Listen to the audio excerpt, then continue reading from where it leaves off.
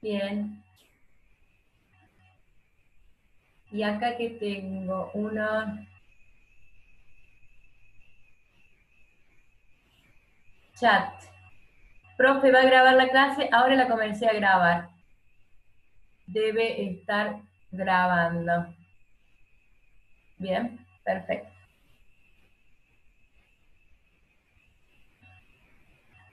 Vamos a continuar con el estudio de la renta y de su cálculo desde el ingreso. Habíamos visto desde el producto y dijimos que lo podíamos calcular desde el producto del ingreso o desde el gasto. Vamos a ver desde el ingreso.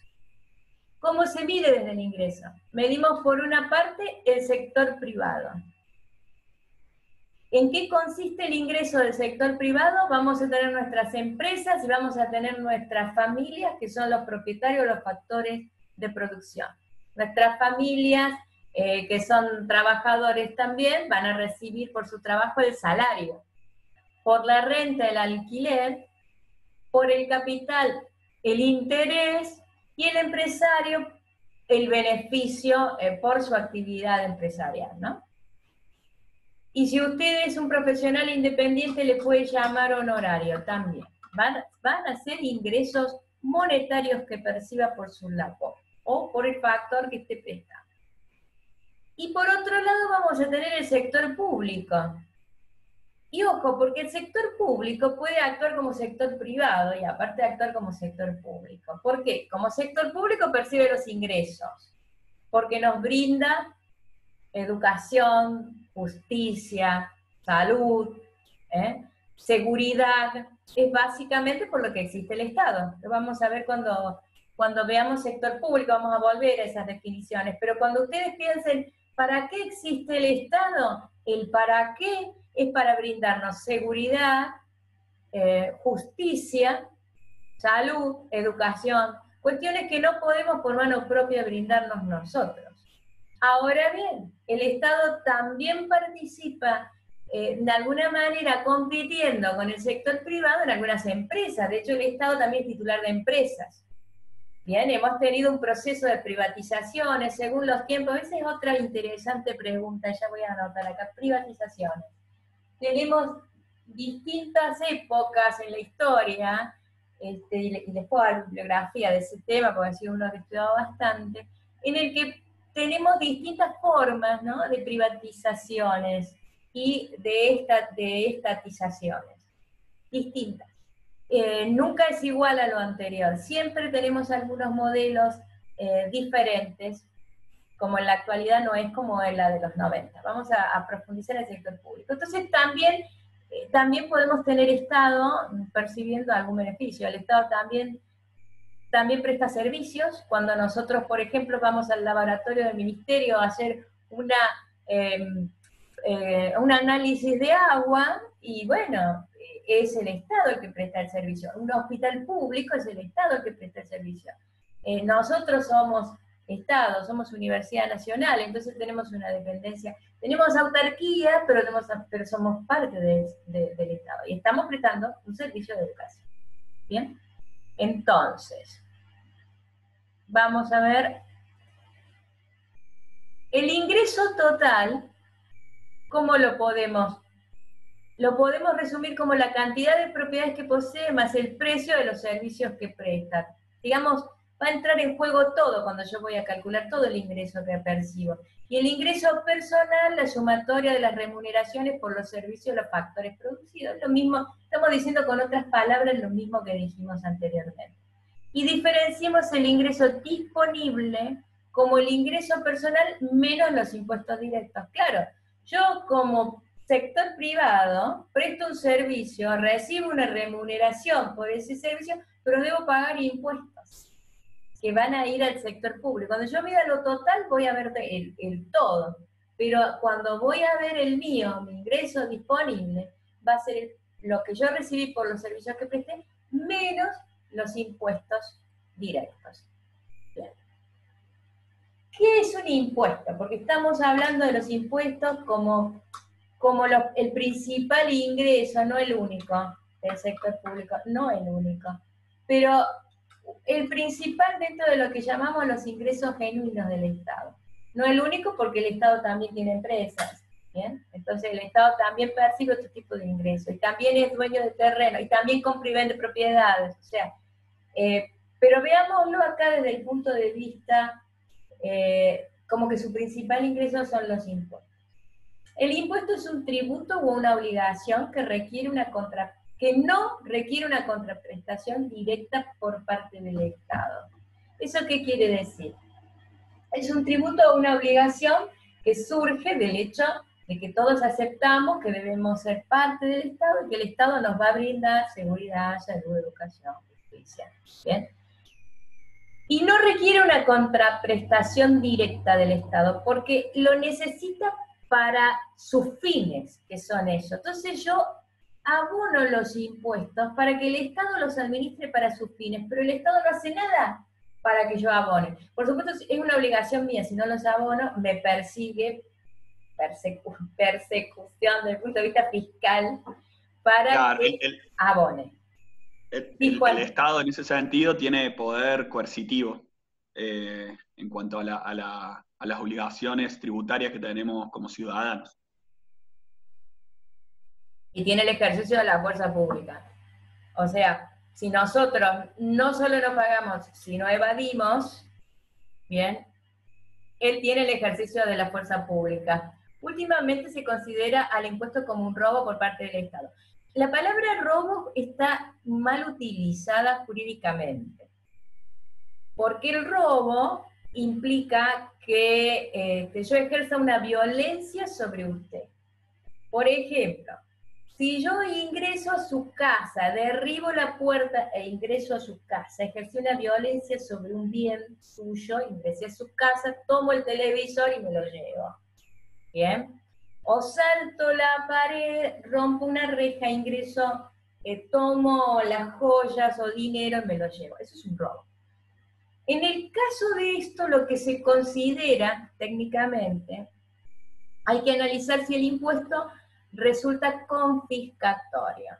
¿Qué quiere decir?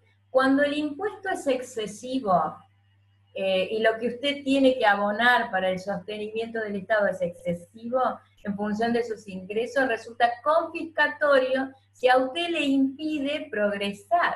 Al Estado no le sirve impedirle al ciudadano progresar, porque va a encontrarse en un estado deficitario si no tiene quien le aporte, porque la gente no puede trabajar, porque no le conviene trabajar, porque pierde plata, no le sirve. Entonces ahí el impuesto resulta confiscatorio.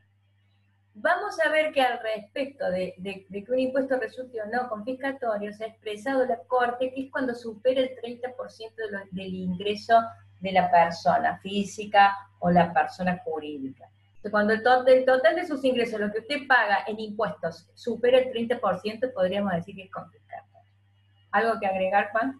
Sí, capaz que Jonathan lo decía como un tono de una sensación, una emoción, de percibirse por el hecho de que después vamos a ver también las finalidades de los impuestos, y bueno, por ahí muchas veces uno espera que la finalidad sea que haya, no sé, más hospitales, más escuelas, mejores rutas, y a lo mejor eso no sucede y por eso se considera como un robo, digamos. Pero bueno, eso nomás. Profe, entonces, ¿qué se entiende por contraprestación directa? Ya lo vamos a ver enseguida. Avancemos un poquito más y le contestamos su respuesta, su pregunta. Surge lo que decía recién Juan Manuel, por la potestad tributaria del Estado para el financiamiento de sus gastos. Nosotros cuando decidimos conformar el Estado, aceptamos que tenga esta potestad para financiar sus gastos. Se rigen por un principio que es el principio de capacidad contributiva, que tiene que ver con esto de lo que dijimos, si es confiscatorio o no. Se basa en la equidad y el principio social de la libertad, que implica que quienes más tienen aporten más. Porque la capacidad contributiva, por eso el principio de equidad implica ese, aquel que tiene más, es como que soportamos todos el mismo peso. En valor absoluto, el que tiene menos aporta menos, pero el peso que soporta en sus espaldas por tener que aportar es igual en todos. Eso es lo que trata la capacidad contributiva. Y a lo que refiere cuando habla de igualdad, principio de igualdad. son cargas obligatorias para las personas físicas y las jurídicas como las empresas. ¿Qué vamos a hacer? ¿Cuáles son los fines? ¿Para qué vamos a cobrar los impuestos? Para financiar infraestructura, salud, más hospitales, educación, más escuelas, defensa y seguridad social. A ver, esto nosotros no podemos, viene un ladrón a casa, salvo que ejerzamos la legítima defensa, que tiene sus limitaciones. Primero me tienen que agredir y luego yo puedo agredir en la misma medida en que soy agredida. O sea, si viene y me golpean con un palo, no puedo agarrar un rifle y apuntarle y matarlo en la cabeza. O sea, la legítima defensa se relaciona con la agresión. Porque nosotros decidimos que esto, la defensa y la seguridad, nos la provea el Estado. ¿Bien? Que es el que hace que todos podamos convivir adecuadamente. Sigamos. Puede tener como objetivo disuadir la compra de un producto como tabaco o fomentar determinada actividad económica. Eso también es una finalidad. Nosotros lo vimos cuando vimos algo anteriormente en micro, dijimos sí, el Estado puede intervenir a favor o en contra de determinada costumbre que nosotros consideremos como sociedad valiosa o disvaliosa. Entonces, voy a establecer un impuesto para que aumente el precio de un bien que no quiero que se consuma. Quiero que la gente tome conciencia. Caso de cigarrillo. Caso de cigarrillo que cuando yo era joven, y si no preguntan a sus padres, en los cigarrillos era como de nivel fumar determinada marca de cigarrillo y uno tenía acceso a los grandes coches, las personas más lindas o mejor vestidas, ¿no? Bueno, ahora no, le dicen, le hace mal a la salud, le causa esto, el otro, cáncer, se muere, etc. Tenemos una finalidad de tipo fiscal, que es satisfacer una necesidad pública de manera indirecta. Financiar los gastos de los distintos servicios que presta el Estado. Acá tengo algo en el chat. Equidad, me pregunta Tillar. ¿Quiere saber qué es la equidad? Equidad hace rato. No, Patri, porque se ve que puso de otra filmina que hablaba acerca de la finalidad o el objetivo del impuesto, que es una capacidad contributiva en torno a la equidad, digamos.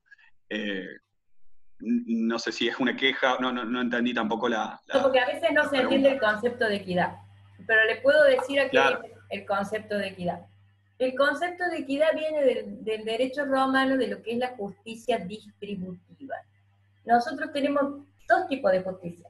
La justicia conmutativa, se llama así, que es la que nosotros establecemos en los contratos. Por ejemplo, nosotros vamos a hacer un contrato de compra-venta y decimos que voy a venderle mi automóvil vale 1.000.000 de pesos, y usted está de acuerdo en pagar 1.000.000 de pesos, 50% al contado y un cheque a 30 días al otro 50%.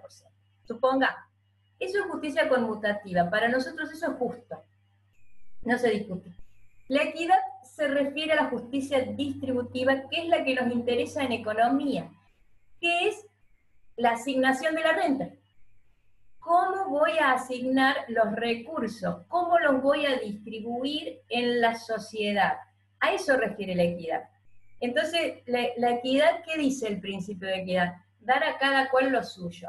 A cada cual lo que necesite para satisfacer sus necesidades y para que todos tengamos como un nivel de calidad de vida equivalente. Eso sería ser equitativo. Luego habrá gente que tiene más y habrá gente que tiene menos. Pero hay como un piso que se considera digno y de calidad humana, que todos tengamos acceso, y a eso es a lo que apunta la equidad. Es inequitativo cuando usted tiene gente muy pobre e indigente que convive con gente exageradamente rica. Ahí está en una distribución inequitativa. Pero a medida que la distribución de la renta es más pareja, usted tiene una sociedad más equitativa. Ese sería el concepto. Continuemos. Finalidad fiscal. la que implica satisfacer o financiar los gastos de los servicios que presta el Estado. El Estado tiene todo un servicio administrativo para llevar a cabo estas actividades, desde contabilizar todas y analizar todas estas variables, establecer las políticas económicas, analizar cómo funciona la salud, establecer políticas de salud, ver el estado de nuestro medio ambiente. Tiene que tener policías de seguridad, inspectores que controlen, autorizaciones que brindan, etcétera, empresas que funcionan. Hay un servicio que debe ser financiado, ¿bien? En general. Esa sería una finalidad fiscal. Y una finalidad extrafiscal que es satisfacer una necesidad pública de manera directa. Caso del que vimos, los impuestos a los cigarrillos y las bebidas alcohólicas. Es decir, usted tiene impuestos para una finalidad determinada. Por ejemplo, también, y vos me podés ayudar en eso, Juan Manuel, cuando pagamos la electricidad tenemos el impuesto al fuego, y hay otra serie de impuestos a infraestructuras, que deben ser aplicados exclusivamente a eso. A ver si le querés ampliar un poquito. ¿Te referís a la boleta de PEC, Patri? Sí, a la boleta de PEC. Sí, o sea, si habrán visto seguramente alguna boleta de PEC, al principio te aparece el consumo y bueno, cuánto equivale tu total por el consumo generado de energía. Pero bueno, después hay otro tipo de tasas, impuestos. Hay uno puntualmente para la obra pública. Está la famosa tasa ARCEP. ARCEP es el ente que regula los servicios públicos. Bueno, el IVA, también otro impuesto que está ahí, digamos, lo aclaro nada más. Pero bueno, sí, tiene una serie de impuestos que se derivan hacia cierta finalidad o cierta puntualidad, digamos. Y ahí tendríamos la diferencia, los que van a rentas generales para todo y se divide, y los que tienen una finalidad también específica, ¿ven? Los mixtos, los dos anteriores. La tasa ERCEP es una tasa. Y acá viene la respuesta, no es un impuesto, es una tasa. ¿Y cuál es la diferencia entre un impuesto y una tasa? Y es la respuesta a la pregunta que hizo el alumno recién, que es prestar una actividad determinada. Cuando yo abono una tasa es porque el Estado presta una actividad como una contraprestación a lo que yo le abono. Caso tasa ERCEP. ERCEP regula y le pago la tasa. ¿Bien? Y esa es la diferencia con el impuesto. El impuesto va por una situación jurídica determinada. Cuando veamos los tipos de impuestos, vamos a entender en detalle esa diferencia. Es fundamental y es pregunta de exámenes ahí. ¿Cuáles son los principios generales que rigen a los impuestos? Esto que vemos acá sirve para este tema y sirve para el tema del sector público, porque en los dos casos llegamos a impuestos, ¿bien? El principio de justicia. Todos los habitantes deben contribuir al sostenimiento del gobierno de acuerdo a sus posibilidades económicas, por lo que dijimos de la equidad. Porque la equidad es la justicia distributiva, pero todos sostenemos, cada uno en su medida. Deben ser ciertos, principios de certidumbre. Nosotros tenemos que saber lo que vamos a pagar, no es una cosa arbitraria que viene un día y me dice, bueno, usted debe 10, no, mejor ahora me debe 15. Yo tengo que saberlo. Para eso se fijan elementos esenciales que hacen que yo lo pueda calcular de alguna manera y evitar arbitrariedades. Siempre va a encontrar igual alguna vuelta, pero digamos que estamos hablando de los principios generales. Vamos a encontrar algunas cosas que ocurren en la realidad que nos ponemos un signo de pregunta. El principio de economía, su recaudación no debe ser gravosa, no deben ser tan altos. Y la equidad, que refiere a la justicia distributiva que ya explicamos recién. ¿Cuáles clases de impuestos tenemos? Bueno, tenemos distintas clasificaciones, según distintos criterios. Acá yo les he dado varios, como para que ustedes puedan ir viendo. El impuesto puede ser plano cuando es siempre igual. Por ejemplo, todos pagamos lo mismo por... si todos tuviéramos un auto y tuviéramos que pagar 100 pesos por tener un auto, bueno, sería un impuesto plano. Sin embargo, lo que se aplica es el proporcional, porque se establece en función del valor que tiene el auto. Yo estoy presumiendo que si usted se pudo comprar un Audi, va a poder pagar un impuesto más elevado que el que se pudo comprar un Fiat Uno, ¿bien? Porque son diferentes. Entonces, además, Además, esta proporcionalidad refiere al porcentaje que no depende de la base imponible o de la renta del individuo sujeto a pago. Estamos hablando de un impuesto por un bien particular. Cuando hablemos del impuesto a la renta, vamos a ver que eso además cambia más. Vamos a ver. Ahí hablamos de progresividad o de regresividad de un impuesto, que está vinculado con la equidad y la igualdad. Dice la Constitución en el artículo 16 que la igualdad es la base del impuesto y de las cargas públicas. Pero la igualdad es la igualdad entre los iguales. No es que todos somos completamente iguales y horizontales. Igualdad entre los iguales. Los que estamos en la misma condición social, jurídica, económica o circunstancias de hecho o de derecho, las mismas, somos iguales, merecemos igual trato, tenemos que pagar lo mismo. Entonces, un impuesto